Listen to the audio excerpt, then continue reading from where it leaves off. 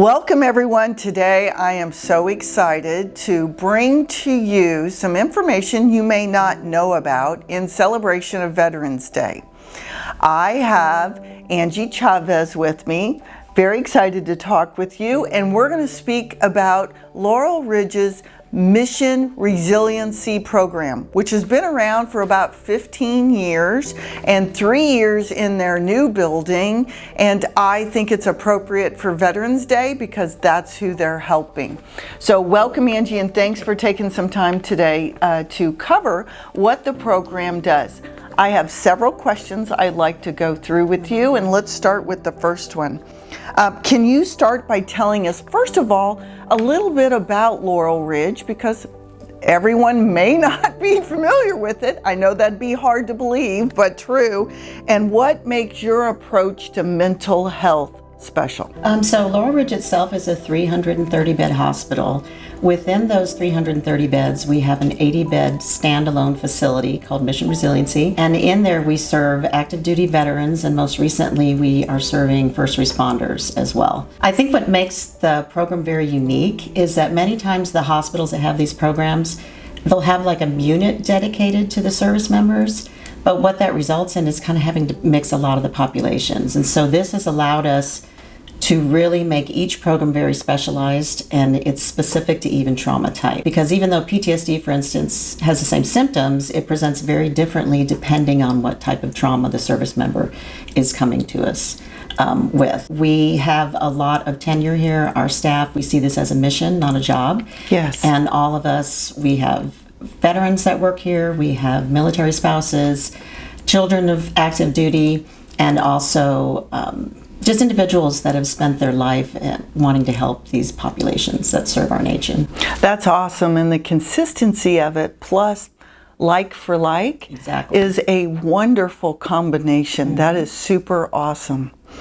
Next, I'd like to ask you, what is the Mission Resiliency Program exactly? Mm-hmm. And what inspired the focus on active duty members and veterans? Because I think that's really special when we talk about Veterans Day. The Mission program is made up of 5 different specific programs. We have our Mission 100 unit, which we serve deployment-related trauma or more work-related, for instance, our Coast Guard, first responders, things like that. Our Mission 200, we serve substance use disorders, and that includes long-term rehabilitation services. Most average stays are 28 to 42 days, and then we also do medical detox as well. Our Mission 300 has military sexual trauma or PTSD, and also adult sexual trauma related PTSD.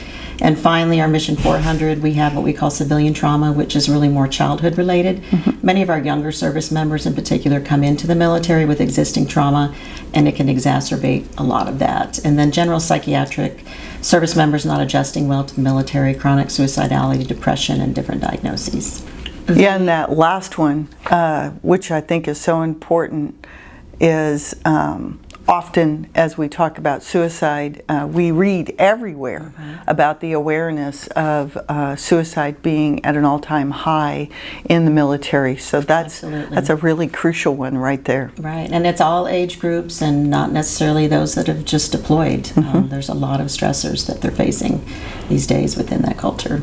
Wonderful. I also like hearing, I think it's amazing because nobody thinks about the fact that you come back from a war, you get treated for that, mm-hmm. and often pain medication mm-hmm.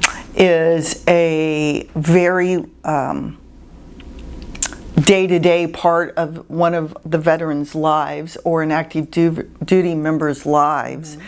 and we don't realize how much that pain medication can become a problem on top of that. So it's just, it's music to my ears to know that there's programs out there to help people, because I know a lot of people feel lost with mm-hmm. both of those, besides all the other wonderful programs. But right, I know personally I've heard mm-hmm. of those 2 issues. Yeah, absolutely. A lot of chronic injuries, a lot of explosion type incidents, mm-hmm. traumatic brain injury, things like that, and then you exacerbate it with PTSD. And yes, the medications, because they're prescribed, can sure become a problem. A lot of self-medicating with either that or alcohol. They're just trying to cope day to day and do the best they can. Yes, ma'am. Yes, ma'am. So let me ask you another question if I can. Could you walk us through the main services and treatments offered within the Mission Resiliency Program? And I know you covered the different departments, but if you can highlight a little bit about those treatments. Okay. So for our deployment related, our veterans, our active duty first responders, we do what's called prolonged exposure. It's a trauma-focused therapy, and it involves helping them process some of the experiences that they had while deployed or on the job that they haven't been able to safely process before. So it's a safe setting that, in addition to the therapy we provide, we have what's called, they've named it War Room, which is a trauma process group, and that allows peer-to-peer support to give feedback and to share a lot of their stories. It really targets, in particular, some of the complicating factors, which we also have to look at, which is moral injury, survivor's guilt, complicated grief. And so at the same time, we're working with any dual diagnosis, we're looking at self-medicating behaviors and those types of complicating factors. We do have family involvement as much as possible, at least educating the family or the caregiver on what's been going on, how to support the service member, and then also how the treatment is going for them as well.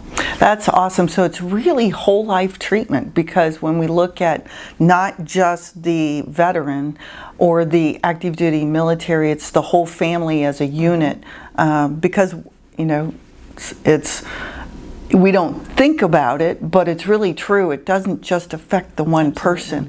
It affects everybody around them, and it's so awesome to hear that the whole package is thought about and put together so that they can improve. Right, absolutely.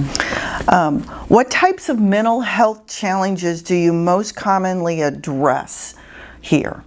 I'd say what we're the most well known for is the work that we do with trauma. Regardless of any of the 5 populations, the majority of them have some underlying trauma that has not been treated. And so there is a focus on whether it's substance abuse or even the depression. There's usually some underlying things that are really driving it. And so we're going to get down to the meat of it. And it provides a safe setting to do that. I'd say again, being able to do this work, not have to have a therapy session that's intense, leave, go back to work, in particular put your uniform on, which is very difficult to let your guard down, do the work, but also supporting each other, where those specialized milieus make such a difference, is that they're relating to each other, and that's the first time they're learning to trust again. And you know, I think it's really important. One of the key things I heard you say is really get down to what the real problem is. And I think that's important, having a program like this and not being fearful of that program, but understanding that the program's going to dig and going to help you. You don't get that when you go to a regular physician or show up at a doctor's office. They don't understand that, and they don't understand the layers of where the issues are, and being able to really find what is that true nature of the problem and then solve from there is just an amazing thing that you all do. Why is veteran health such a critical area of focus, and what have you seen the program go through to get to where it is today?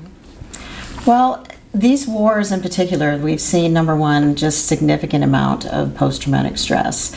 They are in war zones where they are amongst the civilians fighting a very different type of warfare.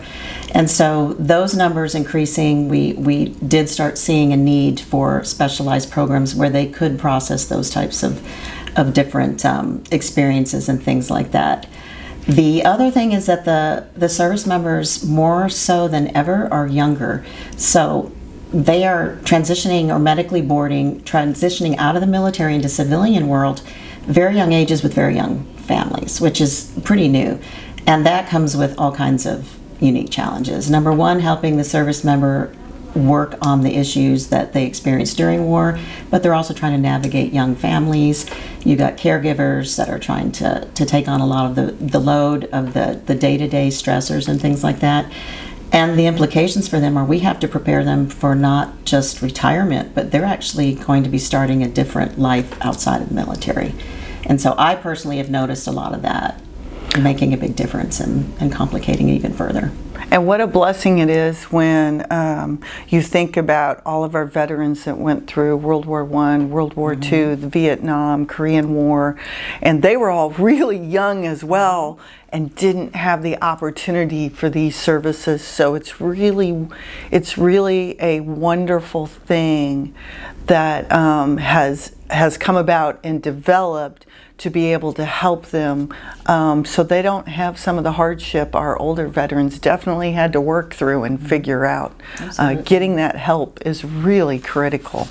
And you had asked about what the program has gone through to get here, and so it literally started with one therapist on one of our civilian units, and she was working with these returning service members from the war in Iraq.